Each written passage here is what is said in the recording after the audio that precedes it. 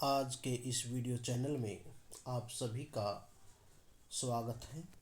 आज हम लेकर आए हैं व्याकरण का महत्वपूर्ण विषय शब्द शक्तियाँ, जो सभी कक्षाओं के लिए महत्वपूर्ण है।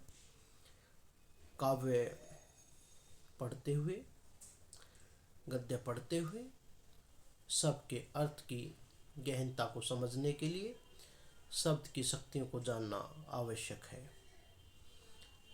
जैसा आपको परिचित है, शब्द में अर्थ देने की शक्ति है। वो अर्थ की शक्ति विभिन्न प्रकार से बताई गई है। शब्द में शक्तियाँ हैं। आज हम इन्हीं शब्द शक्तियों के बारे में पढ़ेंगे। शब्द शक्तियाँ। शब्द की शक्ति असीम है। असीम अर्थात जिसकी कोई सीमा नहीं है। शब्द हमारे मन, कल्पना तथा अनुभूति पर प्रभाव डालता है। प्रयोग के अनुसार शब्द का अर्थ बदल जाता है। अभीष्ट अर्थ, श्रोता तक पहुंचने की क्षमता अथवा शब्द के पीछे में छिपे हुए तात्पर्य को प्रसंग अनुसार स्पष्ट करने की सामर्थ्य शब्द शक्ति है। एक बार फिर बता दें, शब्द के अर्थ को श्रोता तक पहुंचाने की क्षमता अथवा शब्द में छिपे हुए तात्पर्य अर्थात उसके अर्थ की अनुसार स्पष्ट करने की जो शक्ति है, उसे शब्द शक्ति कहते हैं। उदाहरण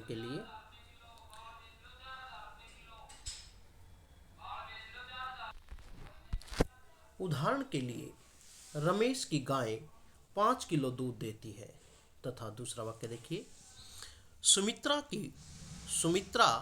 की बहू तो निरी गाय है।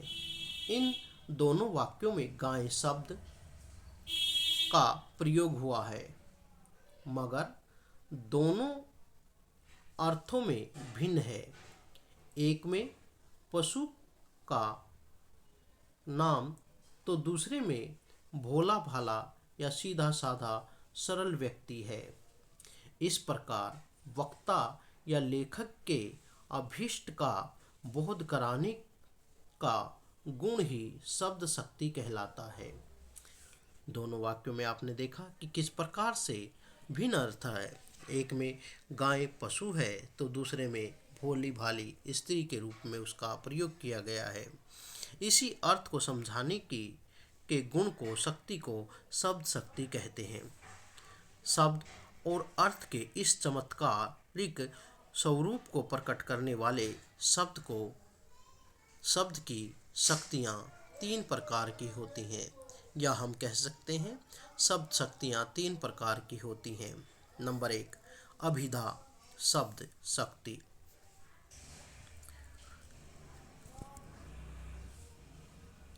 अभिधा शब्द शक्ति से अभिप्राय है शब्द की जिस शक्ति से किसी शब्द के सबसे साधारण, लोक प्रचलित अथवा मुख्य अर्थ का बोध होता है, उसे अभिधा शब्द शक्ति कहते हैं।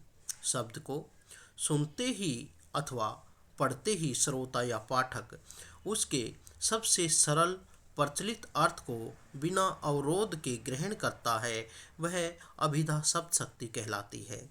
अभिधा शब्द शक्तियों के उदाहरण, राजा दशरथ अयोध्या के राजा थे। गुलाब का फूल बहुत सुंदर है। मोहन पुस्तक पढ़ रहा है। गाय घास चर रही है। उपर्युक्त सभी वाक्यों में अर्थ ग्रहण में किसी प्रकार का अवरोध नहीं है। नंबर 2, लक्षणा शब्द शक्ति।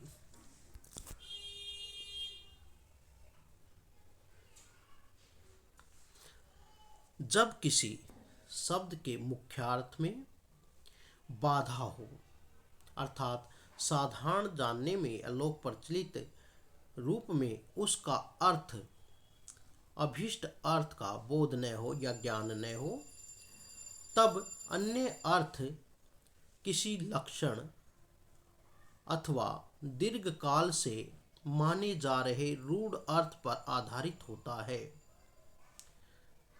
लक्षणा शब्द शक्ति के दो भेद होते हैं। नंबर 1, पुलिस को देख चोर चौकन्ना हो गया। इसमें चोर चौकन्ना होने का अर्थ है सजग हो जाना, सावधान हो जाना या अपने बचाव का उपाय सोच लेना, जबकि चौकन्ना का शाब्दिक अर्थ है चौ अर्थात चार, कन्ना अर्थात कान, अर्थात चार कान वाला। अतः दो की जगह चार कान कहने का तात्पर्य है कानों का अधिक उपयोग करना, उसका पूरा लाभ उठाना। अतः यह अर्थ लक्षण पर आधारित हुआ। अतः यह प्रयोजनवर्ती लक्षणा कहलाता है। इसी प्रकार उदाहरण देखिए, राजेश का पुत्र ऊंट हो गया। इसमें ऊंट का अर्थ है अधिक लंबा होना। अब यह अर्थ रूढ़ि के आधार पर लिया गया है। अतः यहाँ रूढ़ा लक्षणा कहलाता है, अर्थात ऊंट जो शब्द है वह लंबाई के लिए रूढ़ हो चुका है। इस प्रकार इसलिए इसे रूढ़ा लक्षणा शक्ति कहा गया है। इस प्रकार लक्षणा शब्द शक्ति के में लक्षण या प्रयोजन तथा रूढ़ि द्वारा अर्थ ग्रहण किया जाता है। अन्य उदाहरण, लाला लाजपत राय पंजाब के शेर थे। अब देखिए, शेर जो है वो एक जानवर है, लेकिन लाला लाजपत राय के लिए प्रयुक्त हुआ है। शेर रूढ़ शब्द हो चुका है। शेर बहादुर के लिए, शक्तिशाली के लिए, निडर के लिए प्रयुक्त होता है, इसलिए शेर का प्रयोग किया गया है। लाला लाजपत राय पंजाब के निडर व्यक्ति, दिलेर व्यक्ति थे हैं। सारा घर मेला देखने गया। अब सारा घर मेला देखने गया, यहाँ पर सारे घर से अभिप्राय है घर कभी जाता नहीं है, अर्थात सारे घर से प्रयोजन अर्थ आया कि सारे घर के जो सदस्य हैं वो मेला देखने गए, अर्थात लक्षण से उसका अर्थ व्यंजित हुआ, इसलिए लक्षणा। इसी प्रकार से नरेश तो गधा है, वह हवा से बातें कर रहा है। सैनिकों ने कमर कस ली। उदाहरणों में शेर, घर, गधा, हवा, कमर कसना आदि लाक्षणिक अर्थ हैं, जिसके लाक्षणिक अर्थ भी ग्रहण किए जाएंगे। नंबर 3, व्यंजना शब्द शक्ति। व्यंजना शब्द शक्ति का अर्थ है जब किसी शब्द के अर्थ में अभिधा से अर्थ प्रकट नहीं होता, न लक्षणा से बल्कि किसी अन्य अर्थ ही प्रकट होता है, वहाँ व्यंजना शब्द शक्ति होती है। जैसे व्यंजना का अर्थ है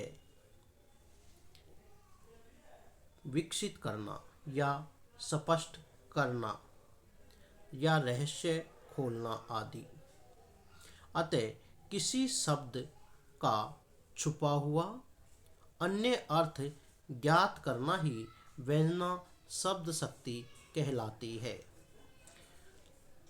किसी शब्द का में छुपे हुए अर्थ को ज्ञात करना व्यंजना शब्द शक्ति कहलाती है। इसमें इस कथन में संदर्भ के अनुसार ही शब्द के अलग अलग अर्थ प्रकट होते हैं। तो कभी श्रोता या पाठक की कल्पना शक्ति कोई नया अर्थ कर लेती है। जैसे संध्या हो गई वाक्य का अर्थ चरवाहे के लिए घर लौटने का समय, तो पुजारी के लिए पूजन वंदन का समय है। व्यंजना शब्द शक्ति से प्राप्त अर्थ को दो भागों में विभाजित करते हैं, शाब्दी व्यंजना और आर्थी व्यंजना।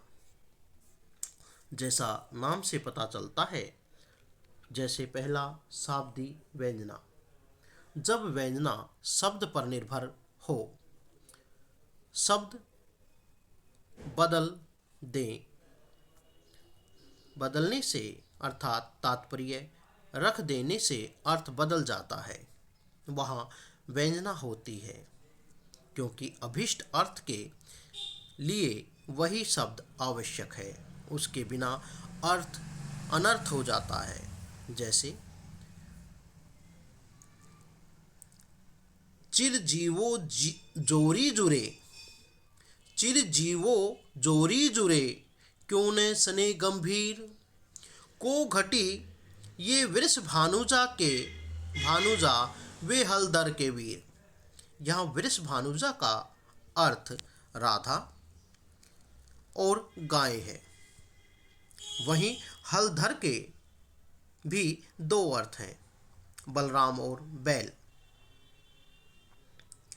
अतः यहाँ शब्द का चमत्कार तो पर्याय रख देने पर नहीं रह सकता, अर्थात इन शब्दों को बदलकर इनका कोई साम्य अर्थ शब्द लिखेंगे तो अर्थ बदल जाएगा, अर्थ का अनर्थ हो जाएगा।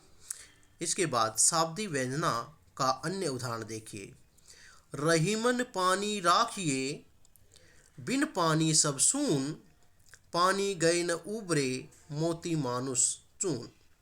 इसमें पानी शब्द के तीन अर्थ हैं, चमक, सम्मान और जल। उसके पर्याय रख देने पर यह अर्थ नहीं आएगा। नंबर 2, आर्थी व्यंजना। आर्थी व्यंजना जब शब्दार्थ की व्यंजना अर्थ पर निर्भर रहती है, उसका तात्पर्य रख देने पर भी अभीष्ट की पूर्ति नहीं हो जाती, वहाँ आर्थी व्यंजना होती है। आर्थी व्यंजना को बोलने वाले, सुनने वाले प्रकरण, देशकाल, कंठ स्वर आदि का बोध कराते हैं। जैसे सघन कुंज छाया सुखद, शीतल मंद समीर, मन हवे जात अजो, वहे व यमुना के तीर। इसमें गोपियाँ कृष्ण के साथ बिताए यमुना तट की लीलाओं को याद कर रही हैं। जो बातें वह कहना चाहती हैं, हृदय के जिन भावों का प्रभाव वह व्यक्त करना चाहती हैं, वह समस्त भाव संसार यहाँ व्यक्त हो रहा है। अतः यहाँ आर्थी व्यंजना हुई। इस प्रकार से आप इसको देखें, लिखें, समझें। धन्यवाद।